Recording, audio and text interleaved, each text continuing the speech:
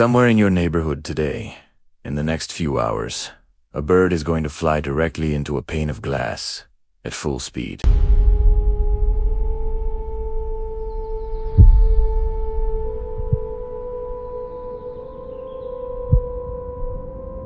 And what happens to that bird in the next 10 seconds is almost nothing like what you assume happens. You've heard the sound before.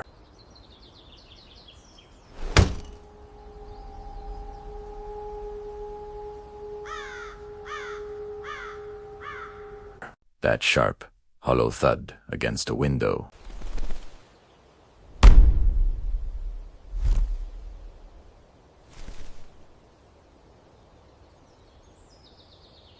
Sometimes followed by silence.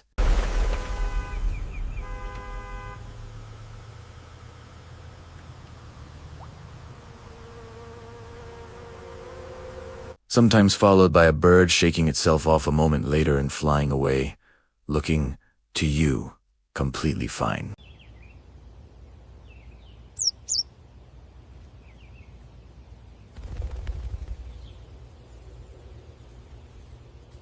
Maybe it happened while you were at your kitchen table.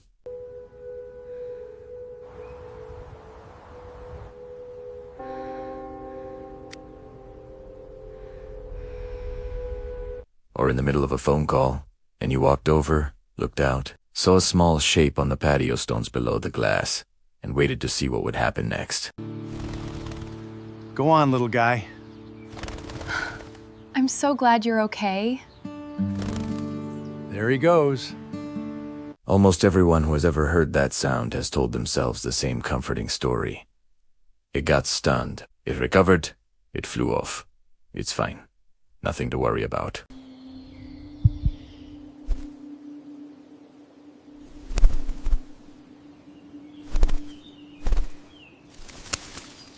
According to researchers who have spent decades studying exactly what happens inside a bird's body in the seconds, minutes, and days after a window strike, that comforting story is wrong far more often than anyone realizes, and the actual sequence of events is more violent, more specific, and in its final stage, far more unsettling than a simple bump on the head. This isn't a minor side effect of modern life that occasionally happens to one unlucky bird. Window and building collisions are one of the largest single causes of bird death, directly caused by human structures in North America, second only to outdoor cats, and current research places the annual toll somewhere between several hundred million and well over 1 billion birds every year in the United States alone. In New York City by itself, researchers tracking collision deaths estimate the toll at well over 200,000 birds a year. In a single metropolitan area, from glass alone. That number isn't a rough guess from one small study. It comes from decades of fieldwork building surveys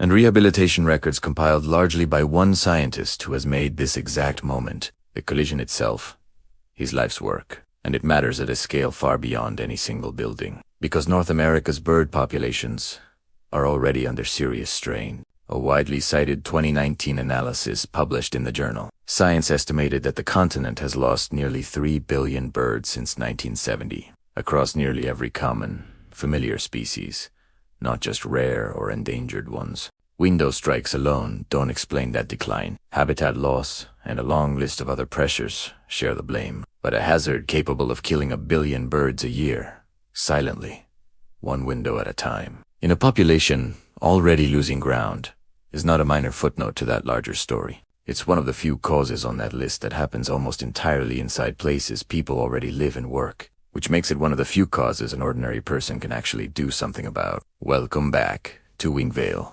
If you're new here, subscribe before you leave, because today we're going second by second through exactly what happens to a bird's body and brain after it hits a window, from the half second before contact to the days that sometimes follow, using research from the scientist who has spent nearly 50 years studying this exact event, and one documented night in a major American city that showed, all at once, just how severe this hazard can get. We'll walk through why the bird never sees it coming, what the impact actually does to its skull and brain, the strange, frozen state almost every collision victim falls into afterward, and what happens in the hours and days after a bird appears to fly away completely fine. Stay until the end, because the most disturbing part of this story isn't the impact itself. It's what happens afterward, to the birds you watched shake themselves off, fly away, and disappear into a hedge.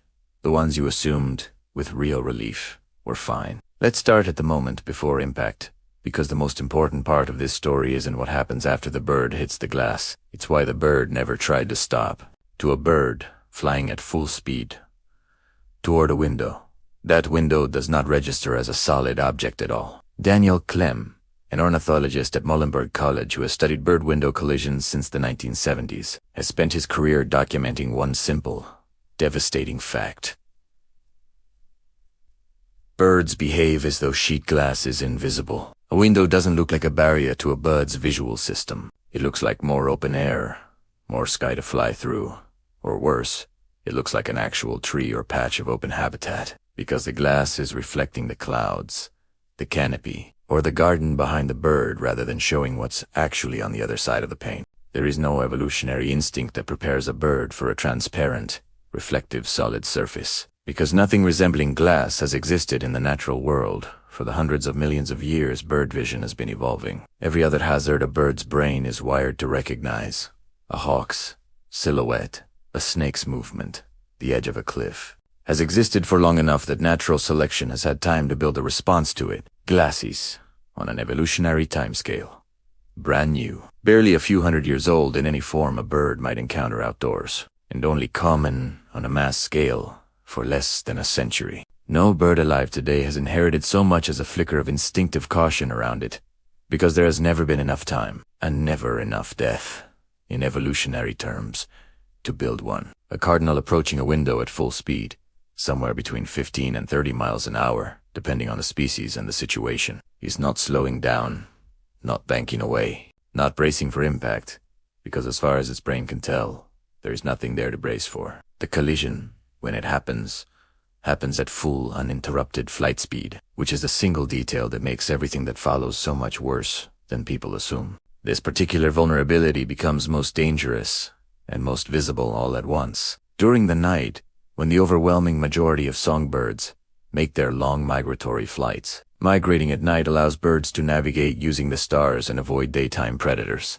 but it also means they are flying for hours through total darkness, relying on a handful of lit landmarks below to judge altitude and orientation. On the night of October 4th into October 5th, 2023, a combination of factors collided over Chicago in the worst possible way. A massive wave of migrating songbirds, low cloud cover, a sudden storm pushing birds down to flying altitudes far closer to the ground than usual, and the brightly lit glass facade of a lakefront convention center called McCormick Place came together into a single, catastrophic night. By morning, staff and volunteers from the Field Museum, who patrolled the building every morning during migration season as part of an ongoing, decades-long study, collected nearly 1,000 dead birds outside the building, along with dozens more still alive but stunned. The most common species recovered that single morning was the palm warbler, with roughly 300 individuals, followed by more than 200 yellow-rumped warblers, alongside smaller numbers of sparrows, thrushes, and at least one rose-breasted grosbeak.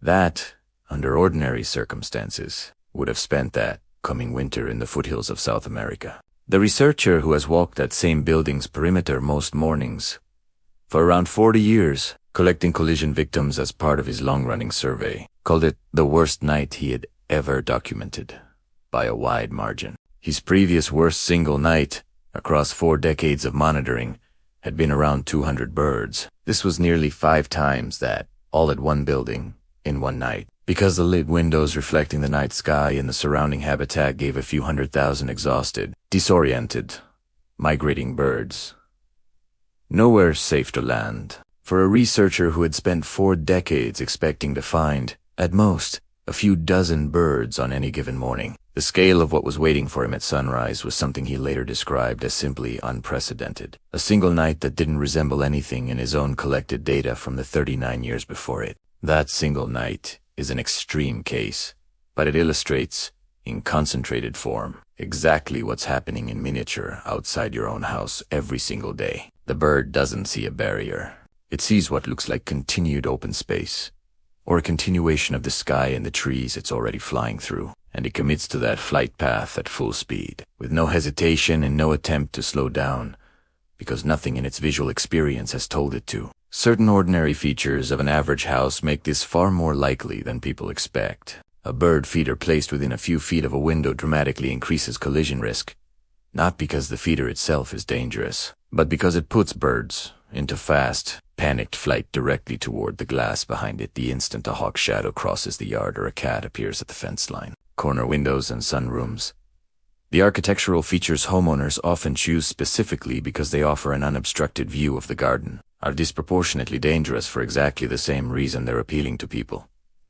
They reflect an enormous, convincing expanse of sky and foliage with almost no visible frame to break up the illusion. Glass railings on decks and balconies create a similar, less obvious version of the same trap, often positioned at exactly the height a low-flying bird would otherwise glide straight through open air. Time of day matters as well. Early morning and late afternoon, when low-angle sunlight produces the strongest, most mirror-like reflections off glass, are consistently the hours when researchers recover the highest number of collision victims, far more than during the flat, even light of midday. None of these factors make a window strike more violent once it happens. They simply make the moment of miscalculation more likely to occur in the first place, which is part of why a hazard most people barely register ends up scaling to hundreds of millions of birds a year, almost entirely by accident. In the fraction of a second of contact itself, the bird's skull strikes a perfectly rigid, immovable surface while the bird's entire body mass is still traveling forward at flight speed. Unlike a collision with a branch,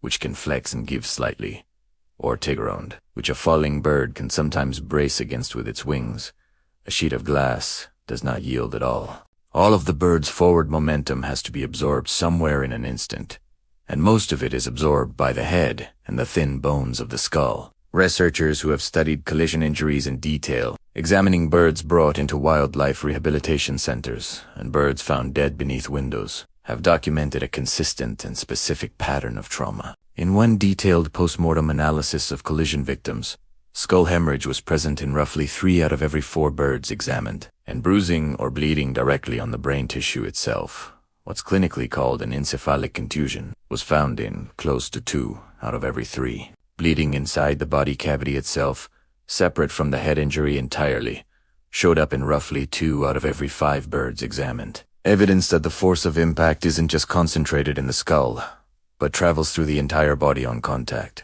These aren't bruises in the way people casually use the word. They are the same category of injuries seen in human traumatic brain injuries from car accidents or sports collisions, just happening inside a skull the size of a walnut or smaller, traveling at a speed that gives the brain no time and no space to absorb the shock gradually. A human brain suffering a concussion is usually protected by a thicker skull, a larger surrounding cushion of fluid, and a body that, in most cases, was moving slower at the moment of impact than a bird in full, uninterrupted flight. A songbird has almost none of those advantages working in its favor, which is part of why an injury that might leave a person with a mild, recoverable concussion can leave a bird with bleeding severe enough to be fatal within a day. Researchers who collect collision victims for population studies, like the team that has walked the perimeter of McCormick Place every migration season for decades, have learned to recognize this specific cause of death, almost on sight, separate from predation, disease, or starvation. A bird killed by a window strike typically shows no puncture wounds, no missing feathers from a struggle, no signs of having been pursued. Instead, the body is often found directly below the glass, sometimes with a faint smudge of feather dust or a body-shaped outline left briefly on the pane itself, a small, grim signature of the exact point of contact. Internally, the pattern is just as distinctive. Concentrated trauma to the head and chest, with the rest of the body largely undamaged, consistent with a single, massive, front-end impact, rather than the broader, physical damage left by a predator's grip. That consistency is part of why scientists trust the scale of the broader estimates. The forensic signature of a window strike is specific enough that researchers can distinguish it reliably from every other major cause of bird death, which is how decades of building surveys have been able to add up to a number in the hundreds of millions with real confidence behind it. In the 1 to 2 seconds immediately following that impact, something happens that most people never witness, because the bird is usually already on the ground by the time they look over. The bird goes rigid, eyes sometimes open, sometimes half closed, body locked in place, completely unresponsive to touch or sound. This isn't unconsciousness in the way a human concussion victim goes briefly limp. It's closer to a specific, ancient defensive reflex called tonic immobility, sometimes described informally as fright paralysis, a state many prey animals fall into when overwhelmed by a sudden, catastrophic shock.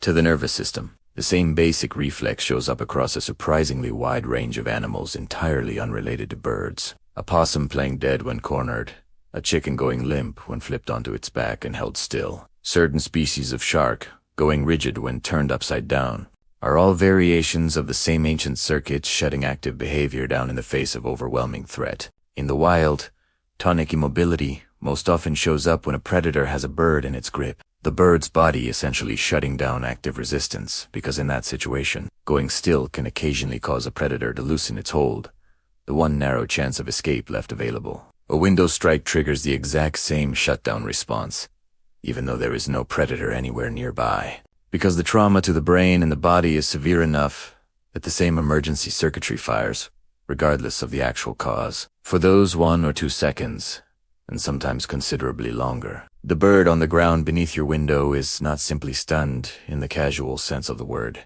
All of this, the invisible glass, the catastrophic night at McCormick Place, the violent unyielding impact, the brain trauma measured in skull fractures and tissue bruising, the automatic shutdown into a death-like stillness, and the deceptively normal-looking flight away afterward, would already be enough to change how you think about that sound outside your window. But there is one more piece to this story. The piece researchers only fully understood once they started following individual birds well past the moment they appeared to recover.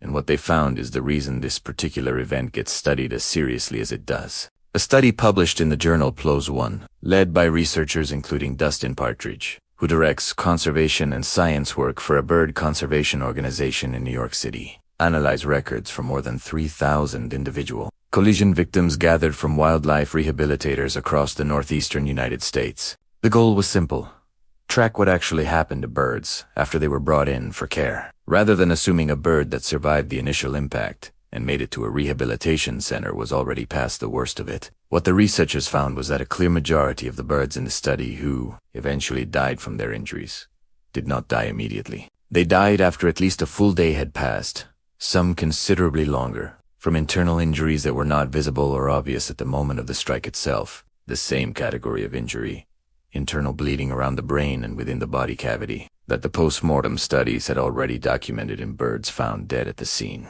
A warbler that arrives at a rehabilitation center alert, gripping a perch normally, and eating on its own can still, within that same study population, go into sudden decline a day or two later as a slow brain bleed finally crosses a threshold the bird's body can no longer compensate for. Other research examining collision victims brought into care has found that somewhere between 60 and 70% of birds admitted to rehabilitation centers after a window strike ultimately do not survive. Even with treatment, even after appearing alert and responsive when they first arrived, the injury that kills them is frequently slow. A small bleed around the brain or inside the body cavity that isn't severe enough to cause immediate collapse can still be severe enough to be fatal over the following hours, while the bird outwardly behaves, for a while, completely normally. There's a counterintuitive detail buried inside all of this data that surprises most people the first time they hear it. It isn't the tall glass skyscrapers downtown that account for the largest share of these deaths nationally. It's ordinary low-rise buildings and private homes,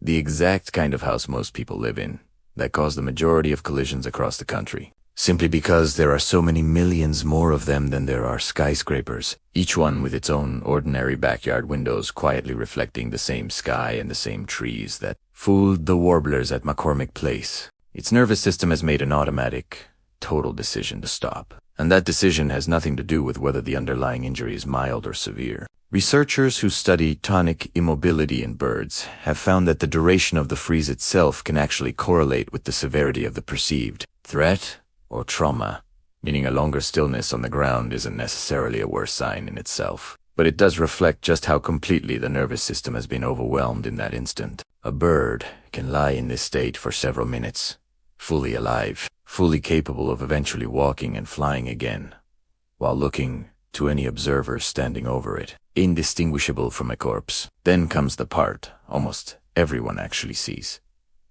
and the part responsible for the comforting story most people tell themselves afterward. After anywhere from a few seconds to several minutes lying motionless, many collision victims begin to stir. The eyes trek. Movement again. The legs draw in under the body. The bird rights itself, shakes out its feathers in a motion that looks almost deliberately casual, and after a pause that can last anywhere from 30 seconds to half an hour, it takes off and flies away, often with no obvious change in its flight pattern at all. To anyone watching from a window, this looks exactly like recovery. The bird hit something, got knocked down, and got back up. The same story you'd tell about a person who trips and catches themselves. Some birds will pause on a nearby branch first, preening for a minute or two in a way that looks almost like nothing happened at all, before continuing on with whatever they were doing before the strike, foraging, chasing off a rival, returning to a nest. It's this final, ordinary-looking stretch of behavior, the calm preening, the unhurried departure, that does the most to convince an observer the danger has passed. Wildlife rehabilitators and researchers who track collision victims past this point, rather than assuming the story ends here, have found that this visible recovery is frequently not what it appears to be, and that the appearance of a full recovery and the biological reality of one are, in a meaningful percentage of cases, two completely different things. A 40-story office tower downtown might account for a dramatic, well-documented cluster of deaths during a single bad migration night, the kind that makes the news and draws researchers with collection bags at dawn. But spread across the entire country, the sheer number of one-story and two-story homes, each with 2 or 3 ordinary windows facing a yard, adds up to a far larger total than every glass tower in every American city combined. The danger isn't concentrated in a few famous buildings, in a few famous cities. It's distributed in small, mostly unwitnessed increments, across nearly every house with a window facing a garden, which is most of them, including, almost certainly, the one you're sitting in right now. This means the bird you watched recover and fly away from beneath your window, the one that gave you that small, specific feeling of relief, is not a reliable signal of anything. Daniel Clem, describing the indifference of this particular hazard after decades of studying it, has pointed out that glass doesn't discriminate between healthy and unhealthy individuals the way a predator might select a weaker target. It kills, with equal probability, a bird in perfect physical condition and a bird already struggling, because the injury has nothing to do with the bird's fitness and everything to do with a single instant of unavoidable, undetectable physics. Somewhere in the data behind these studies are birds that flew strong, clean flights away from a collision site, vanished into a tree line exactly the way a fully healthy bird would, and were found dead, sometimes by complete strangers, sometimes by researchers specifically following up on banded individuals. A day or two later, with no outward sign at the time anyone could have used to tell the difference. What makes this particular hazard unusual, compared with almost everything else on the long list of threats facing wild birds, is how directly solvable it turns out to be once a building's managers actually decide to act. After the October 2023 disaster at McCormick Place, the venue's operators spent over $1 million covering more than 100,000 square feet of glass with a specialized film, marked with a dense pattern of small dots designed specifically to break up the deceptive reflection that had fooled so many birds that night. The following year, researchers monitoring the same building during the same migration season recorded a drop in collisions of roughly 95%. The birds weren't smarter. The light pollution from the city around them hadn't changed. The only thing that changed was that the glass stopped lying to them.